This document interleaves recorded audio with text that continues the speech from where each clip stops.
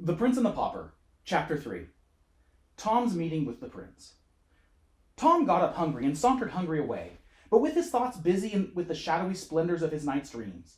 He wandered here and there in the city, hardly noticing where he was going or what was happening to him. People jostled him, and some gave him rough speech, but it was all lost on the musing boy. By and by, he found himself at Temple Bar, the farthest from home he had ever traveled in that direction. He stopped and considered for a moment, then fell into his imaginings again and passed on outside the walls of London. The Strand had ceased to be a country road then, and regarded itself as a street, but by a strained construction, for though there was a tolerably compact row of houses on one side of it, there was only some scattered great buildings on the other, these being the palaces of rich nobles, with ample and beautiful grounds stretching to the river, grounds that are now closely packed with grim acres of brick and stone. Tom discovered Charing Village presently, and arrested himself at the beautiful cross built there by a bereaved king of earlier days, then idled down a quiet, lovely road, past the great cardinal's stately palace, toward a far more mighty and majestic palace beyond, Westminster. Tom stared in glad wonder at the vast pile of masonry, the wide-spreading wings, the frowning bastions and turrets, the huge stone gateway with its gilded bars and its magnificent array of colossal granite lions, and the signs and symbols of English royalty. Was the desire of his soul to be satisfied at last? Here, indeed, was a king's palace. Might he not hope to see a prince now, a prince of flesh and blood, if heaven were willing? At each side of the gilded gate stood a living statue, that is to say, an erect and stately and motionless man-at-arms, clad from head to heel in shining steel armor, at a respectful distance were many country folk and people from the city, waiting for any chance glimpse of royalty that might offer. Splendid carriages with splendid people in them and splendid servants outside were arriving and departing by several other noble gateways that pierced the royal enclosure. Poor little Tom, in his rags, approached and was moving slowly and timidly past the sentinels with a beating heart and a rising hope, when all at once he caught sight through the golden bars of a spectacle that almost made him shout for joy. Within was a comely boy, tanned and brown, with sturdy outdoor sports and exercises, whose clothing was all of lovely silks and satins, shining with jewels.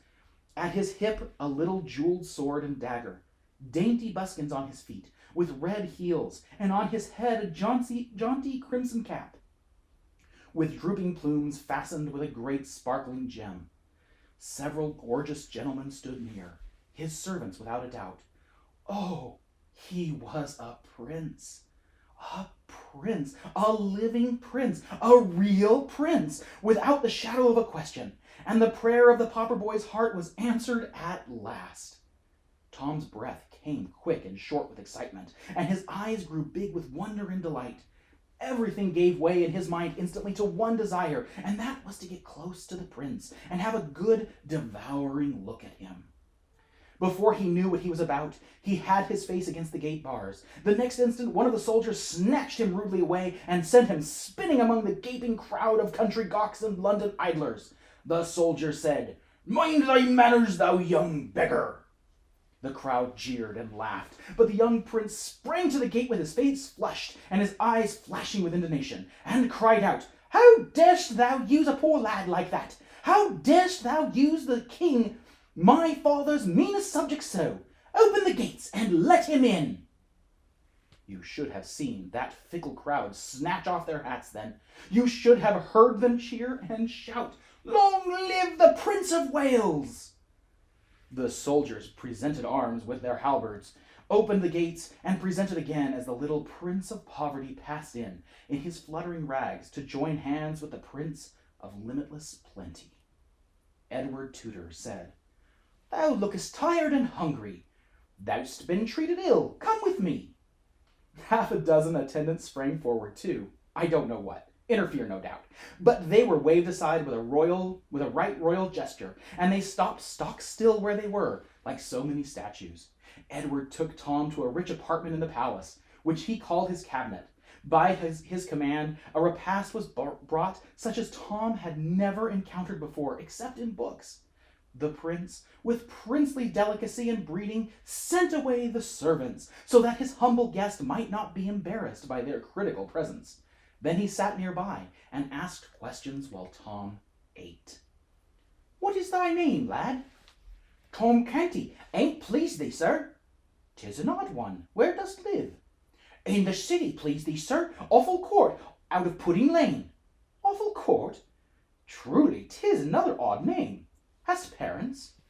"Parents have I, sir, and a grandam likewise, that is, but indifferently precious to me. God forgive me if it be offence to say it. Also twin sisters, Nan and Bet." "Then is thy grandam not overkind to thee, I take it?" "Neither to any other is she, so please your worship. She hath a wicked heart, and worketh evil all her days." "Doth she mistreat thee?" "There be times that she stayeth her hand, being asleep or overcome with drink, but when she hath her judgment clear again, she maketh it up to me with goodly beatings." A fierce look came into the little prince's eyes, and he cried out, "What? Beatings?" "Oh, indeed, yes, please you, sir." "Beatings? And thou so frail and little? Hark ye, before the night comes, she shall hie her to the tower. The king, my father. In sooth you forget, sir, her low degree. The tower is for the great alone." "True indeed. I had not thought of that. I will consider of her punishment. Is thy father kind to thee?" "Not more than Grammar Canty, sir." "Fathers be alike, mayhaps. Mine hath not a doll's temper. He smiteth with a heavy hand, yet spareth me. He spareth me not always with his tongue, though. Sooth to say, how doth thy mother use thee? "She is good, sir, and giveth me neither sorrow nor pain of any sort. And Nan and Bet are like to her in this." "How old be these?" 15, ain't it please you, sir?" "The Lady Elizabeth, my sister, is 14, and the Lady Jane Grey, my cousin, is of my own age, and comedy and gracious withal. But my sister, the Lady Mary, with her gloomy mien, and look you, do thy sister forbid their servants to smile, lest the sin destroy their souls?" "They? Oh, dost think, sir, that they have servants?" The little prince contemplated the little pauper gravely a moment, then said, "And prithee, why not? Who helpeth them undress at night? Who attireth them when they rise?" "None, sir." "Wouldst have them take off their garment and sleep without, like the beasts?" "Their garment? Have they but one?" "Oh, good your worship, what would they do with more? Truly, they have not 2 bodies each." "It is a quaint and marvellous thought. Thy pardon, I had not meant to laugh, but thy good Nan and thy Bet shall have raiment and lackeys enow, and that soon too. My cofferer shall look to it. No, think me not, 'tis nothing. Thou speakest well, thou hast an easy grace in it. Art learned?" "I know not if I am or not, sir. The good priest that is called Father Andrew taught me of his kindness from his books." "Knowest thou the Latin?" "Oh, but scantly, sir, I doubt." "Learn it, lad. 'Tis hard only at first. The Greek is harder, but neither these nor any tongues else, I think, are hard to the Lady Elizabeth and my cousin. Thou shouldst hear those damsels are at it. But tell me of thy awful court. Hast thou a pleasant life there?" "Oh, in truth, yes, so please you, sir, save when one is hungry. There be Punch and Judy shows, and monkeys, oh, such antic creatures, and so bravely dressed, and there be plays wherein they that play do shout and fight till all are slain, and 'tis so fine to see, and costeth but a farthing, albeit 'tis main hard to get the farthing, please your worship." "Tell me more." "We lads of awful court do strive against each other with the cudgel, like to the fashion of the prentices sometimes." The prince's eyes flashed. Said he, "Marry, that would not I mislike. Tell me more." "We strive in races, sir, to see who of us shall be the fleetest." "That I would also like. Speak on." "In summer, sir, we wade and swim in the canals and in the river, and each doth duck his neighbor, and splatter him with water, and dive, and shout, and tumble, and 'twould be worth my father's kingdom but to enjoy it once. Prithee, go on." "We sing and dance about the maypole in Cheapside. We play in the sand. each covering his neighbour up, and times we make mud pastry. Oh, the lovely mud, it hath not its like for delightness in all the world. We do fairly wallow in the mud, sir, saving your worship's presence. Oh, prithee, say no more. 'Tis glorious. If that could but clothe me in raiment like to thine, or if that I could clothe me in raiment like to thine, and strip my feet and revel in the mud once, just once, with none to rebuke me or forbid, meseemeth I could forego the crown. And if that I could clothe me once, sweet sir, as thou art clad, just once. Oh, wouldst like it? Then so shall it be. Doff thy rags and don these splendours, lad. It is a brief happiness, but we'll not be less keen for that. We will have it while we may, and change again before any come to molest. A few minutes later, the little Prince of Wales was garlanded with Tom's fluttering odds and ends, and the little Prince of Pauperdom was tricked out in the most gaudy plumage of royalty.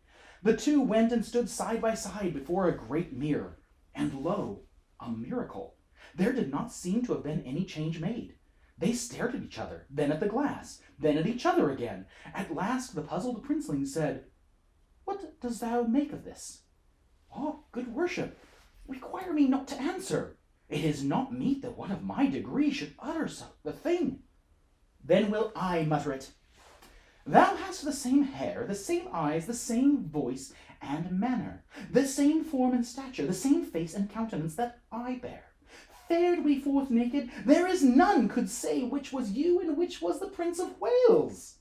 And now that I am clothed as thou wert clothed, it seemeth I should be able the more nearly to feel as thou didst when the brute soldier. Harkye, is not this a bruise upon thy hand?" "Yes, but it is a slight thing, and your worship knoweth that the poor man at arms—" "Peace! It was a shameful thing, and a cruel," cried the little prince, stamping his bare foot. If the king stir not a step till I come again, it is a command." In a moment he had snatched up and put away an article of national importance that lay upon a table, and was out at the door and flying through the palace grounds in his bannered rags, with a hot face and glowing eyes. As soon as he reached the great gate, he seized the bars and tried to shake them, shouting, "Open! Unbar the gates!" The soldier that had maltreated Tom obeyed promptly, and as the prince burst through the portal, half smothered with royal wrath, the soldier fetched him a sounding box on the ear that sent him whirling to the roadway, and said, "Take that, thou beggar's spawn, for what thou gotst me from his highness." The crowd roared with laughter. The prince picked himself out of the mud and made fiercely at the sentry, shouting, "I am the Prince of Wales. My person is sacred, and thou shalt hang for laying a hand upon me." The soldier brought his halberd to a present arms and said mockingly, "I salute you, gracious highness." He then angrily, "Be off, thou crazy rubbish." Here the jeering crowd closed round the poor little prince and hustled him far down the road, hooting him and shouting, "Way for his royal highness! Way for the Prince of Wales!"